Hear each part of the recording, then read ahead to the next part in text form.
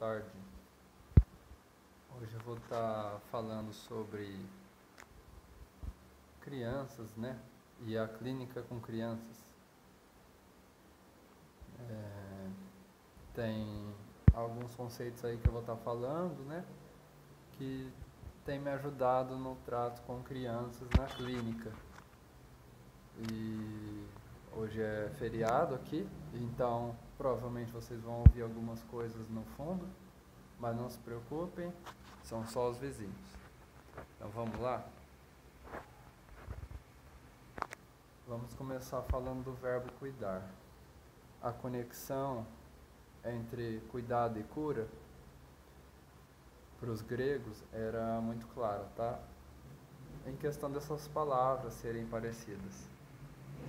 Então, vamos começar falando da fábula de Hyginus, do Heidegger. Ao atravessar um rio, Cura achou lama e começou a juntá-la. E, imersa em pensamento, começou a moldar essa lama. Quando ela pensava no que fez, Jové chegou e Cura pediu que concedesse sopro, respiração e espírito à criação. Jové, outro semideus, concedeu imediatamente, mas quando ela foi dar um nome à sua criação, Jové quis dar seu nome. Ambos discutiram quando chega Telos, terra, que quis seu nome na criação, pois foi ela quem fez seu corpo disponível para o molde pela lama. A discussão se encerra quando Saturno vem e diz que o espírito dado por Jové seria a ele devolvido, pois Jové era o deus que deu a respiração, o sopro da vida. Teles, terra, receberia o corpo que ela havia dado, e a cura, ou cuidado, foi a criadora e ela manteria a criação enquanto vivesse. Para encerrar o debate, o nome seria humano, homo ou humus, que significa feito de terra. Então, enquanto viver, a cura tem a criação do ser humano, e a cura vem até antes do humano, e o cuidado é a origem dessa cura. Isto impõe ao homem cuidar. Cuidar como? Nos relacionamentos com os outros, sua forma de cuidado, preocupação neste cuidado e no que será visto, na vivência do ser com o mundo, no que será encarado ali. Então, enquanto vivermos, sempre terá necessidade desse cuidado, né? Cura, para Heidegger, sempre foi ocupação e preocupação. Mesmo as ocupações e preocupações primitivas ali, de crianças ou de pais também, né? Quando o homem se preocupa com algo, ele dá valor, ele toma conta. E pela preocupação, ele alcança algo e se relaciona com alguém ou algo. A responsabilidade é sempre com os outros, nunca vivemos isolados, e as coisas e o cuidado na situação terapêutica, por essa preocupação que nós temos com nossos clientes, ajuda na conscientização da problemática dos clientes, que são as crianças aqui, né, hoje, mas os adultos também. E o terapeuta fica emocionalmente envolvido pela criança, se dispõe a ser afetado por ela e por suas emoções. Isso tudo pois a gente se permite envolver pela problemática da criança, né? Então, galera, esse conceito já rompe um pouco com aquela questão da neutralidade, do distanciamento emocional, né? Conceitos que a gente já conhece e que muitas vezes não nos ajudam tanto quando a clínica é humanista, ok? Repetindo, quando a clínica é humanista, tem que ter um envolvimento emocional. Não precisa ser excessivo, tá, gente? Então eu vou falar sobre isso em outras aulas, mas vou falar sobre isso nessa também. As emoções são ferramentas para conscientização quando bem utilizadas na clínica. Conscientizamos-nos dos processos relacionados da criança com a família, escola, vizinhança, etc. E tomamos conhecimento desses processos para podermos ajudar os nossos pequenos clientes. Em cada encontro, o terapeuta já fica imerso no relacional. nas questões existenciais da criança e de seus pais. A criança se diverte quando há algo de pessoal espontâneo no terapeuta. Ela se mostra ali genuinamente. Ela entra em contato e o terapeuta usa da espontaneidade para poder entrar em contato genuíno com ela, e essa é a ferramenta básica. As crianças não costumam gostar de pessoas que são frias emocionalmente, ok? Então esse cuidado aí vem também pelo envolvimento e pela atitude de ser quem você é na terapia. Para quem não ouviu falar, a técnica da caixa de areia, por exemplo, ela utiliza de brinquedos que o terapeuta escolhe, ok? E muitas vezes esses brinquedos podem ser brinquedos do universo do terapeuta, que ele conhece também. Tem que ser do universo compartilhado dos dois.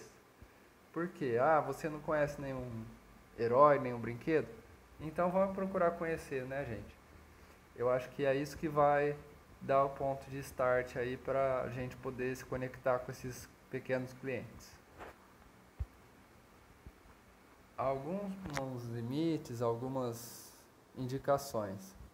O falar sobre si ajuda quando esse falar sobre si faz a criança se abrir, mas deve ter um limite. O sigilo vem pelo respeito e os dois estão interconectados. Também preencher a sessão com atividade sem ver as necessidades da criança dificulta ali o acesso, o vínculo afetivo. A criança ama e reconhece no outro uma pessoa de confiança, para que ela mostre seus desejos e fantasias proibidas, que são diferentes das fantasias adultas, ok? No sentido freudiano da palavra, mas são fantasias de medo de perder alguém, ou medo de se perder, até mesmo os desejos, né, de ser amada, ou às vezes de ter mais espaço, pois às vezes a criança acha que o adulto está privando ela de alguns direitos e aí ela fica agressiva. Então, isso pode aparecer conforme você vai criar esse vínculo de confiança e ela vai entender que você ali é um amigo voltado para ajuda, né? E que você não vai romper esse vínculo, né? Não vai romper o segredo da sessão, mas vai ajudar ela a expressar, quando necessário, aquilo que ela tem dificuldade, bem como os pensamentos dela. Perguntar em excesso é aqui eu coloquei essa nota, porque às vezes a gente pergunta e a criança não quer verbalizar, a criança não vai verbalizar naquele momento. Então o brincar, ele serve como uma ferramenta para a criança ir se abrindo aos poucos. Quando ela precisar, ela vai ter você que vai poder ajudar ela naquela tarefa difícil dela. Então até pode ter algumas tarefas semi-estruturadas, um desenho sobre alguma história que você sabe que tem a ver com aquela queixa ali que os pais trouxeram, para ver como é que a criança lida com aquilo, mas nem sempre ela vai verbalizar. E é pela expressão emocional, pela postura, pelo jeito que você vai perceber o que está se passando no universo relacional da criança, no universo afetivo dela. A ética na clínica vem da palavra ethos, que são valores, hábitos e comportamentos. E incitam o bem-estar individual e social. Sem isso, a prática cai num vácuo, ok? Então, sem ética, não tem prática clínica, não tem atuação terapêutica. Tudo se torna infértil e, com a ética, o potencial e o crescimento e transformação aparecem. O que a ética envolve? Valores, virtudes, respeitar os direitos, ter regras também, né? Porque é preciso ter regras e limites. Não muitas regras, porque o universo da criança é da espontaneidade, né? E a Gestalt fala muito da espontaneidade. E a moral, né? A moral significa não fazer mal a si nem aos outros, e isso também vai na prática clínica. Não devemos permitir que a criança bata na gente, ok? Era uma coisa que na faculdade falavam muito, e eu lembro até hoje. E eu não deixo as crianças me baterem, mas eu deixo elas brincarem com os brinquedos que delas são, ou de que adquirimos na clínica, e até destruir os brinquedos se eles forem brinquedos aí voltados para isso, como a massinha, né? Ou o Lego que não quebra. brinquedos mais resistentes. E ensinar ela o que pode e o que não pode também, né? Os eventos na clínica ocorrem dentro de um contexto e a atenção vai ser focalizada nas conexões e relações. Também deve considerar as características individuais. Nas entrevistas iniciais com a família, devem ser feitas questões referentes à família, pode elaborar o genograma, para quem não sabe. Também o motivo do encaminhamento, a gestação, como é que foi, o desenvolvimento psicomotor da criança ou adolescente. As avaliações psicológicas e atendimentos psicoterapêuticos na Gestalt terapia, o contato com a escola também é necessário. A gente tem que saber como é que é o comportamento dele na escola e qual é a diferença dele na escola e fora da escola. E também entender os interesses dessa criança. Até esses interesses podem ajudar na escola. Um brinquedo diferente, uma série diferente, animada. Então isso tudo pode aí você usar como ferramenta para introduzir algumas coisas da escola e fazer essas conexões, porque a criança muitas vezes gosta de alguma coisa da sua própria cultura e ela não entende que na escola ela pode aprender mais sobre aquilo, sobre aquele brinquedinho, sobre aquela questão ali que tem a ver com aquela animação que ela assiste. Então a gente também pode ajudar a despertar o interesse da criança. O pensamento sistêmico é o pressuposto da complexidade. O fenômeno ele acontece de várias maneiras e muitas vezes é difícil reconhecer essas causas, né? A causalidade é recursiva. Às vezes a solução que as pessoas tentam para aquele problema é o que está causando aquele problema. A instabilidade significa que a todo momento sempre tem alguma mudança nos sujeitos. E é importante notar as mudanças, viu, pessoal? E perguntar as mudanças, seja em casa, seja na escola, seja com os pais, com as crianças. Perguntar algumas mudanças de maneira simples, até porque a linguagem tem que se adequar à criança, mas perguntar também para os pais se notaram mudanças.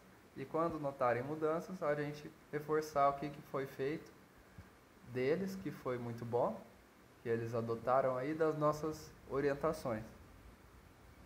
Então, o outro pressuposto que a gente abandona é que não existe uma realidade que independe do observador. Não existe uma realidade que independe do observador, tá? Esse é um conceito muito importante aí na sistêmica. A gente está sempre aprendendo. E nesse aprender, a gente vai evoluindo, né? Os atendimentos às famílias, orientados na perspectiva sistêmica e na pragmática da comunicação, olham para a comunicação de várias formas. Valoriza essa comunicação e olha como os pais comunicam, como as crianças comunicam, como a escola se comunica. Nos 5 axiomas, é impossível não comunicar. Toda comunicação tem aspecto de conteúdo, tem alguma coisa que está sendo falada, e de relação, é o contexto, né? A natureza de uma relação está na contingência da pontuação das sequências comunicacionais entre os comunicandos. A discordância sobre como pontuar a sequência de eventos está na raiz de incontestáveis lutas em torno das relações. Por exemplo, o significado, ok? O significado pode estar gerando uma grande dificuldade aí nas crianças e adolescentes. Ela pode estar dando um significado para uma atitude dos pais ou dos professores e eles estarem tendo outro significado para aquela atitude que eles tomaram para educar ou para auxiliar essa criança. Há 2 maneiras de comunicar. A digital, que é quando a gente fala, quando a gente escreve, e a analógica, a comunicação não verbal. As permutas comunicacionais são simétricas, ou seja, pessoas com a mesma atitude ou com a mesma disputa ali por algum tipo de direito, que estão fazendo atitudes semelhantes, que estão disputando, ou complementares. Por exemplo, eu sou bonzinho e o pai dele é ruim, e vice-versa. Essas comunicações são complementares e podem estar na raiz dos problemas ou não. Tanto na escola, quanto entre os irmãos, quanto entre o subsistema pais e filhos. Então é bom olhar todos esses subsistemas. A doença, ela não é mais algo patológico, ela é parte da existência. Todo mundo tem doença em algum momento da vida e a Organização Mundial de Saúde já bate nesse ponto há algum tempo, que os transtornos psicológicos vão ser mais prevalentes, então a gente precisa olhar os recursos também. O diagnóstico é da situação e a gente produz um projeto terapêutico singular, olhando a situação, olhando a cultura, né? Não podemos cobrar que pais de periferia levem seus filhos para a natação, mas podemos olhar outras opções ali na comunidade. A caracterização é pela qualidade da escuta. Colocando a doença entre parênteses, o trabalho é no sujeito e não na doença. Isso não é só negar a doença, não é negar a doença, né, de qualquer maneira. É preciso conhecer os aspectos genéricos dos processos de saúde e doença. Os aspectos genéricos são os aspectos que geram doença mesmo, de saúde mental, além de aprender com a variação. Que é a variação? É saber que naquela cultura, aquilo que a gente aprendeu como psicoeducação toma outra forma, mas pode ser executado. Se a gente olhar esse universo desses pacientes, dessas pessoas, para poder aconselhar e orientar. É necessário também investigar cada caso no particular. Há sim semelhanças entre alguns casos que a gente encontra na literatura e outros que a gente atende, e a gente vê mesmo essas semelhanças, mas também entende a diferença para não falar de uma maneira que a pessoa não entenda, não consiga compreender. Essa é a questão sistêmica. A gente falar da maneira como o cliente fala. Não todas as palavras, mas algumas palavras-chave também é necessário aí para a gente usar para entender esse universo de significado do cliente. O objetivo da investigação e intervenção é condições concretas de existência da população, seus determinantes nos processos de saúde e doença, suas expressões em experiências de sofrimento de sujeitos singulares. O que significa isso? Que a cultura também produz saúde ou doença, que a comunidade também produz saúde ou doença, que saneamento básico também produz saúde e doença, que condições de trabalho injustas também podem produzir aí problemas de saúde e de doença. Então a gente olha para tudo isso para poder contextualizar, para não ficar num psicologismo que coloca as pessoas como pessoas que inventam a doença só porque são transtornadas. A gente muda esse foco e vai direto nas condições materiais, nas condições concretas ali. Também, as perguntas feitas durante a terapia, mesmo no início, seja em grupo, seja individual, podem ser lineares.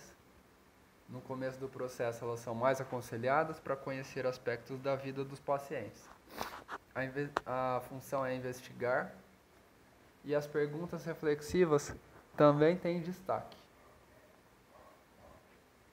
A pergunta reflexiva é possibilitar que o atendimento com pais possa gerar essa nova consciência de padrões de comportamento. São para a descoberta, transformação e autonomia. Elas não são voltadas para você ser mais esperto, mais poderoso, mais inteligente que os seus pacientes.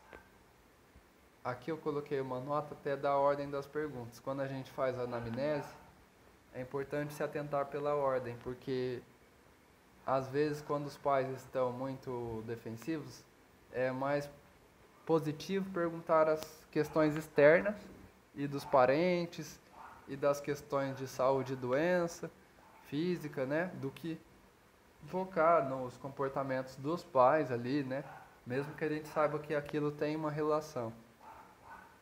Observar também o movimento dos sujeitos é observar o seu corpo, seu olhar, tom de voz e postura. Isso tudo vai dizer pra gente quando a gente está no caminho certo, o que gerou ansiedade, o que pode ser uma resposta mais inconsciente ali, mas que está dando a entender alguma coisa, que está mostrando que tem mais o que se perguntar. Perguntas reflexivas não são baseadas num conteúdo semântico ou numa estrutura sintática. Elas têm a intenção que a pessoa consiga alcançar a autocura, o insight, o acesso aos recursos que ela já conhece. A linguagem ela é escolhida conscientemente nessas perguntas e ela é facilitadora, não diretiva. Não há receita pronta para aquilo que a gente vai perguntar, mas há vários modelos que a gente pode começar a aprofundar aqui e fazer em outras aulas, como as perguntas voltadas para o futuro. Como é que estão os problemas agora? Ajuda eles a se sentirem entendidos, mas também as perguntas voltadas para o futuro ajudam a visualizar um futuro diferente daquele problema, um futuro em que aquela solução já foi implantada e que aquele problema já foi mais bem resolvido. E aí essa imagem pode trazer passos que eles vão seguir para alcançar esse futuro que eles querem, né? Então, perguntando e sabendo a expectativa dos pais, a gente pode perguntar passos que eles imaginam que vão ajudar essa criança a chegar nesse futuro, né? E aí a gente não precisa ser tão interventivo, tão diretivo. Ou também, para também desapegar desse passado, às vezes um passado de histórico de violência, abuso dos próprios pais, que sofreram, né? Então essa é a pergunta voltada para o futuro. Agora vai ter as perguntas reflexivas, continuação. Essas perguntas para o futuro fazem as pessoas levarem para casa os questionamentos. Que coisa você quer que seu filho alcance? Ou para a própria criança, adolescente, o que você quer trabalhar? Que planos você tem para o adolescente, né, para a sua carreira? O que mais que você considera se isso não dá certo? A perspectiva de não saber e a postura de não saber e de não conhecer e de não adivinhar, né? A gente não é adivinhos, não somos adivinhos, aliás. A perspectiva do observador serve para abrir os olhos, refletir esses comportamentos e padrões. Como você reagiu diante do que aconteceu ali? Como que você interpretou a situação que engatilhou esses sentimentos? Muitas vezes a gente interpreta alguns acontecimentos que geram gatilhos de sentimentos e a gente tem reações quase que involuntárias. Então, essa interpretação é importante. O que você achou dessa situação? Você achou que foi isso? Você achou que poderia ter sido outra coisa que foi o motivo daquele comportamento da pessoa no relacionamento de vocês? Outras perguntas legais. Se tivesse a chance, o que você faria de diferente? Essa promove mais autoconsciência do que a pessoa poderia ter mudado naquela situação. Ou o que você faz quando ele fica depressivo e fechado? O que ele faz quando você fica mais frustrada, com raiva, mais impaciente ou mais insatisfeita, né? Então essas perguntas também elas ajudam a gente a acessar e a mostrar padrões interpessoais para eles mesmos, para os nossos pacientes. Por fim, né, podemos relacionar as conexões entre Gestalt terapia e terapia sistêmica. psicologia da Gestalt afirma que o sujeito não percebe as coisas e situações de modo isolado e sem relação. Ele organiza a percepção como um todo significativo. Então, como diria a própria teoria, né, sistêmica, o todo é maior que a soma das partes. Aspectos históricos do pensamento sistêmico mostram essa semelhança entre a Gestalt e a sistêmica. No pensamento sistêmico, os pioneiros foram biólogos que contribuíram com a concepção de que os organismos vivos são integrados, são totalidades e não podem ser olhados isoladamente. Isso tudo foi enriquecido pela psicologia da Gestalt e pela ciência da ecologia. Kurt Lewin propõe uma teoria de campo, que demonstra a impossibilidade de não se interagir com aquele que se procura compreender. Sempre há uma interação, a gente sempre está nessa teoria de campo, a gente sempre está no campo relacional. A Gestalt terapia é uma teoria já fundamentalmente de campo. O self é compreendido como um processo emergente e relacional. Os teóricos sistêmicos também entendem o ser do mundo a partir da teoria de Lewin, a qual foi ampliada pela teoria geral de sistemas. Os sistemas são interconectados, até mesmo o sistema terapêutico e o sistema do cliente. Gera aprendizado para os dois. E pela cibernética, de primeira ordem e de segunda ordem. A de primeira ordem focando na sequência de comportamento e a segunda ordem focando no significado daquele comportamento, significado daquela regra, o porquê daquela regra existir, porquê daquele significado ser tão intenso para os nossos pacientes, e assim a gente pode mudar, ajudar, né, a pessoa a escolher outros significados mais preferidos, mais úteis, mais funcionais. O self já é uma rede de relações e não algo estático, né, como diz as teorias tradicionais. Não é uma entidade individual. E, além dessas semelhanças, a teoria do self da Gestalt terapia tem a particularidades diferentes da sistêmica, como as fronteiras e funções, mas ela também entende o self como interação contínua no campo e no ambiente. Tanto o pensamento sistêmico quanto a Gestalt terapia criticam o pensamento mecanicista e o modelo cartesiano. O modelo cartesiano é o que separa sujeito e objeto, e o pensamento mecanicista fala muito de causa e efeito, e essa crítica vem para combater essa causa e efeito. Nem tudo a gente sabe, nem tudo tem uma só causa. Então as duas abordagens se aproximam para compreender o homem em relação. Então é isso, pessoal. Eu acho que deu para resumir rapidamente. Falei bastante, muito conteúdo aí. Espero que vocês tenham gostado. Aqui estão as referências bibliográficas e se inscreva no canal para mais